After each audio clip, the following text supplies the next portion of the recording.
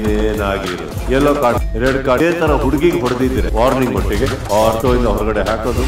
ಒಬ್ಬರ ಮೇಲೆ ಕೈ ಎತ್ತಿದ್ರೆ ಒಬ್ಬ ಹುಡುಗ ಏನೇನಾಗಿರು ಒಬ್ಬರ ಮೇಲೆ ಕೈ ಎತ್ತಿದ್ರೆ ಅದು ಬಿಗ್ ಬಾಸ್ ಮನೆಯಲ್ಲಿ ಓಕೆ. ಈಗ ನಿಮ್ಮ ಮುಂದೆ ಒಂದು ಯೆಲ್ಲೋ ಕಾರ್ಡ್ ಇದೆ, ರೆಡ್ ಕಾರ್ಡ್ ಇದೆ.